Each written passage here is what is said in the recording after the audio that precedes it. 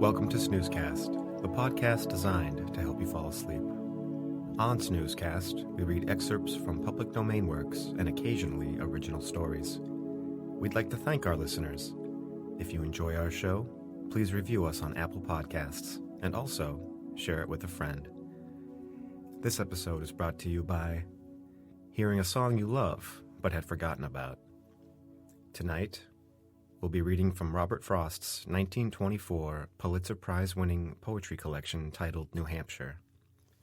Frost was an American poet who was much admired for his depictions of the rural life in New England, his command of American colloquial speech, and his realistic verse portraying ordinary people in everyday situations.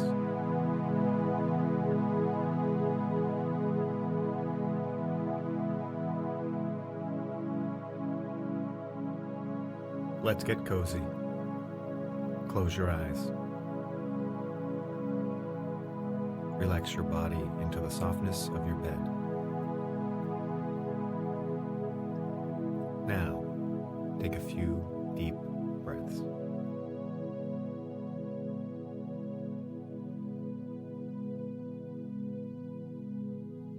New Hampshire. I met a lady from the South who said, "You won't believe she said it, but she said it. None of my family ever worked or had a thing to sell. I don't suppose the work much matters. You may work for all of me. I've seen the time I've had to work myself. The having anything to sell is what is the disgrace in man or state or nation. I met a traveler from Arkansas who boasted of his state as beautiful, for diamonds and apples." "Diamonds and apples in commercial quantities?" I asked him on my guard. "Oh yes," he answered. Off his. The time was evening in the Pullman. "I see the porters made your bed," I told him. I met a Californian who would talk California, a state so blessed. He said, in climate none had ever died there a natural death, and vigilance committees had had to organize to stock the graveyards and vindicate the state's humanity. "Just the way Stephenson runs on," I murmured, "about the British Arctic. That's what comes of being in the market with a climate." I met a poet from another state, a zealot full of fluid inspiration, who, in the name of fluid inspiration, but in the best style of bad salesmanship, angrily tried to make me write a protest, in verse, I think, against the Volstead Act. He didn't even offer me a drink until I asked for one to steady him. This is called having an idea to sell. It never could have happened in New Hampshire.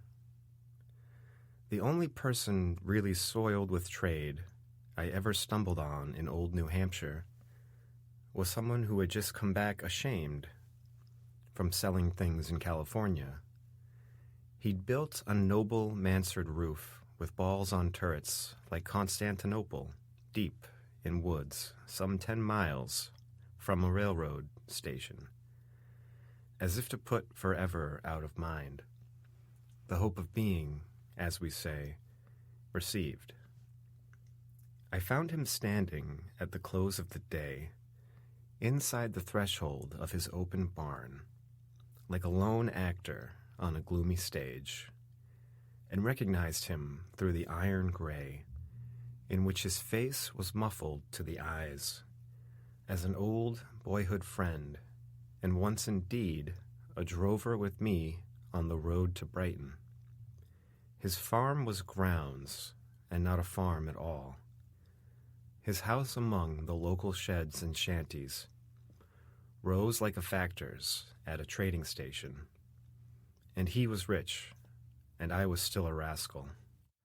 I couldn't keep from asking impolitely, where had he been and what had he been doing? How did he get so rich? Rich was understood. In dealing in old rags in San Francisco. Oh, it was terrible as well could be. We both of us turned over in our graves. Just specimens is all New Hampshire has. One each of everything, as in a showcase, which naturally she doesn't care to sell. She had one president, pronounce him Purse, and make the most of it, for better or worse. He's your one chance to score against the state. She had one Daniel Webster. He was all. The Daniel Webster ever was or shall be. She had the Dartmouth needed to produce him.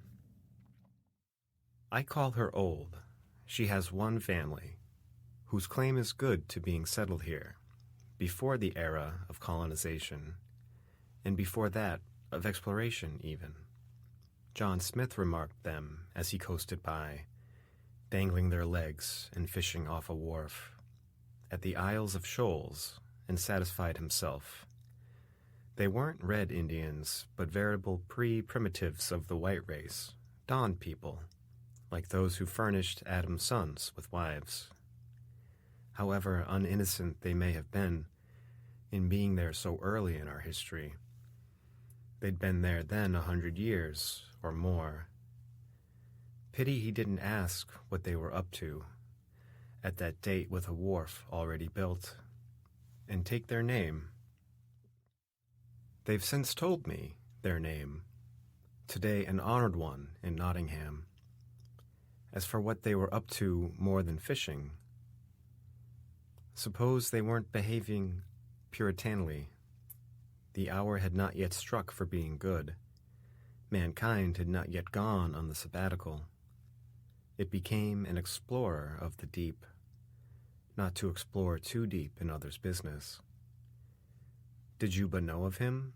New Hampshire has one real reformer who would change the world, so it would be accepted by two classes. Artists the minute they set up as artists, before, that is, they are themselves accepted. And boys the minute they get out of college. I can't help thinking those are tests that go by. And she has one I don't know what to call him, who comes from Philadelphia every year, with a great flock of chickens of rare breeds. He wants to give the educational advantages of growing almost wild, under the watchful eye of hawk and eagle. Dorkings because they're spoken of by Chaucer, Sussex because they're spoken of by Herrick. She has a touch of gold, New Hampshire gold. You may have heard of it. I had a farm, offered me not long since up Berlin way, with a mine on it that was worked for gold. But not gold in commercial quantities, just enough gold to make the engagement rings, and marriage rings of those who own the farm. What gold more innocent could one have asked for? One of my children, ranging after rocks, lately brought home from Andover or Canaan a specimen of beryl with a trace of radium. I know with radium the trace would have to be the merest trace to be below the threshold of commercial. But trust New Hampshire not to have enough of radium or anything to sell. A specimen of everything, I said. She has one witch, old style. She lives in Colebrook. The only other witch I ever met was lately at a cut-glass dinner in Boston. There were 4 candles and 4 people present. The witch was young and beautiful, new style, and open-minded. She was free to question. Her gift for reading letters locked in boxes. Why was it so much greater when the boxes were metal than it was when they were wooden? It made the world seem so mysterious. The Society for Psychical Research was cognizant. Her husband was worth millions. I think he owned some shares in Harvard College. New Hampshire used to have, at Salem, a company we called the White Corpuscles, whose duty was at any hour of night to rush in sheets and fool's caps where they smelled. A thing the least bit doubtfully presented, and give someone the Skipper Ireson's ride. One each of everything, as in a showcase. More than enough land for a specimen. You'll say she has, but there enters in something else to protect her from herself. There quality makes up for quantity. Not even New Hampshire farms are much for sale. The farm I made my home on in the mountains, I had to take by force rather than buy. Raking up after winter, and I said, "I'm going to put you off this farm. I want it." "Where are you going to put me? In the road?" "I'm going to put you on the farm next to it." "Why won't the farm next to it do for you?" "I like this better." It was really better. Apples? New Hampshire has them, but unsprayed, with no suspicion in stem end or blossom end of vitriol or arsenate of lead, and so not good for anything but cider. Her unpruned grapes are flung like lariats, far up the birches, out of reach of man. A state producing precious metals, stones, and writing. None of these except perhaps the precious literature in quantity or quality to worry the producer about disposing of it. Do you know, considering the market, there are more poems produced than any other thing? No wonder poets sometimes have to seem so much more businesslike than businessmen. Their wares are so much harder to get rid of. She's one of the two best states in the Union. Vermont's the other, and the two have been yoke fellows in the sap yoke from of old, in many marches, and they lie like wedges, thick end to thin end, and thin end to thick end, and are a figure of the way the strong of mind and strong of arm should fit together, one thick where one is thin, and vice versa.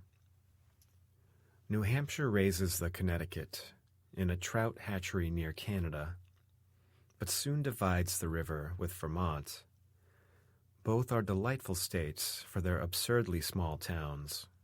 Lost Nation, Bungee, Muddy Boo, Poplin, Still Corners, so-called not because the place is silent all day long, nor yet because it boasts a whiskey still, because it set out once to be a city, and still it only corners crossroads in a wood. And I remember one whose name appeared between the pictures on a movie screen election night once in Franconia. Easton goes Democratic, Wilson 4, Hughes 2, and everybody to the saddest laughed the loud laugh, the big laugh at the little. New York, 5 million, laughs at Manchester. Manchester, 60 or 70,000, laughs at Littleton, 4,000. Littleton laughs at Franconia, 700. And Franconia laughs, I fear, did laugh that night, at Easton. What has Easton left to laugh at? And like the actress exclaim, "Oh my God," at, there's Bungee, and for Bungee there are towns. Whole townships named, but without population. Anything I can say about New Hampshire will serve almost as well about Vermont, excepting that they differ in their mountains. The Vermont mountains stretch extended straight. New Hampshire mountains curl up in a coil. I had been coming to New Hampshire mountains, and here I am. What am I to say? Here first my theme becomes embarrassing.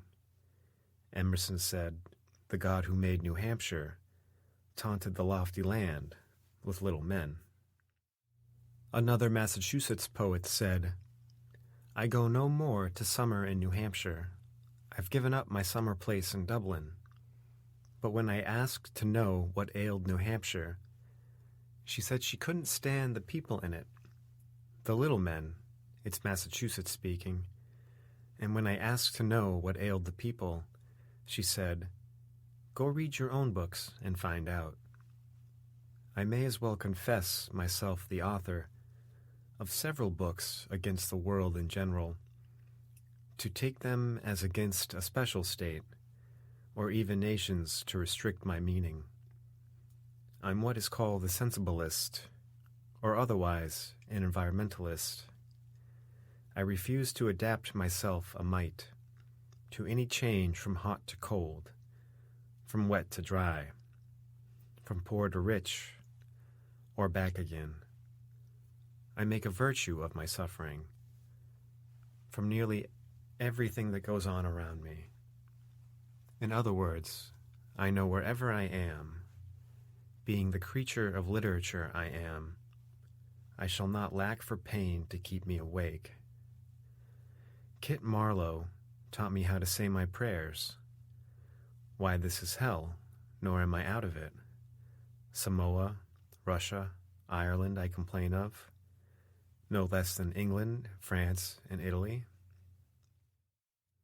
Because I wrote my novels in New Hampshire is no proof that I aimed them at New Hampshire. When I left Massachusetts years ago, between 2 days, the reason why I sought New Hampshire, not Connecticut, Rhode Island, New York, or Vermont, was this. Where I was living then, New Hampshire offered the nearest boundary to escape across. I hadn't an illusion in my handbag about the people being better there than those I left behind. I thought they weren't. I thought they couldn't be. And yet they were. I sure had no such friends in Massachusetts as Hall of Wyndham, Gay of Atkinson, Bartlett of Raymond, now of Colorado, Harris of Derry, and Lynch of Bethlehem. The glorious bards of Massachusetts seem to want to make New Hampshire people over. They taunt the lofty land with little men. I don't know what to say about the people. For art's sake, one could almost wish them worse, rather than better. How are we to write the Russian novel in America as long as life goes so unterribly? There is the pinch from which our only outcry in literature to date is heard to come. We get what little misery we can out of not having cause for misery. It makes the guild of novel writers sick to be expected to be Dostoevsky's on nothing worse than too much luck and comfort. This is not sorrow, though.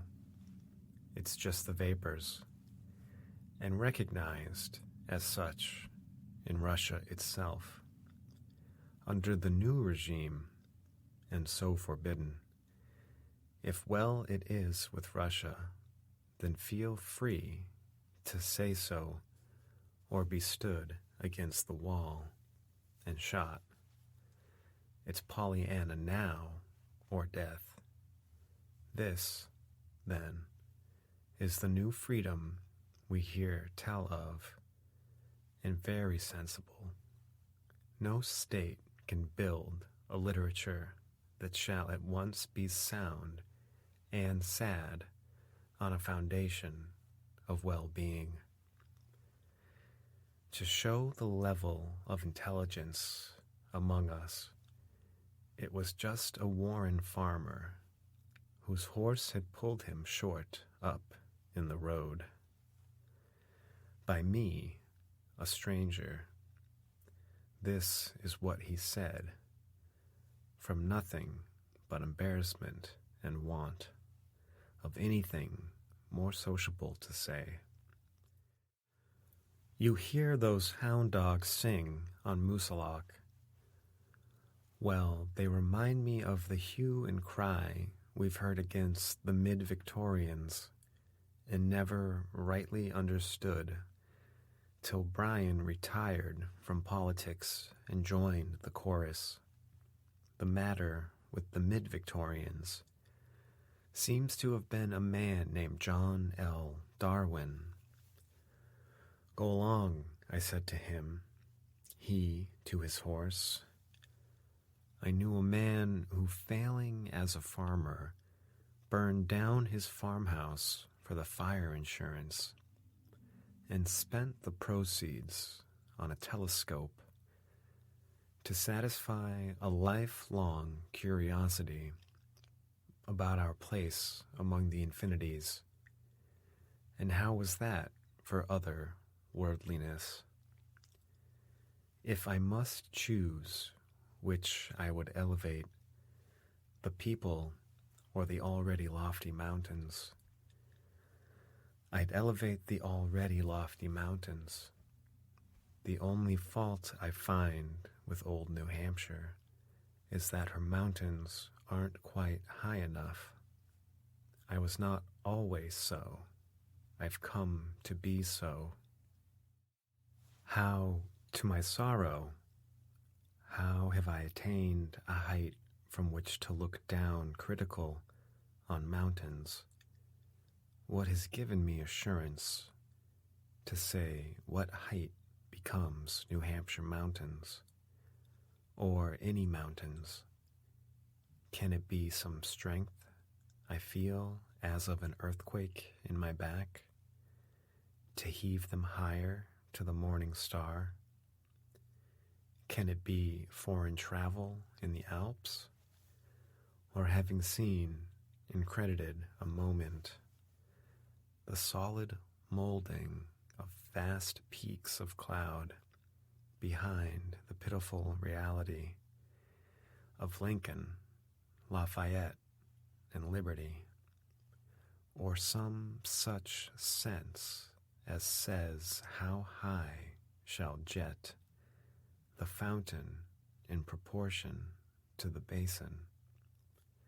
No, none of these has raised me to my throne of intellectual dissatisfaction, but the sad accident of having seen our actual mountains given in a map of early times as twice the height they are, 10,000 feet instead of only 5, which shows how sad an accident may be.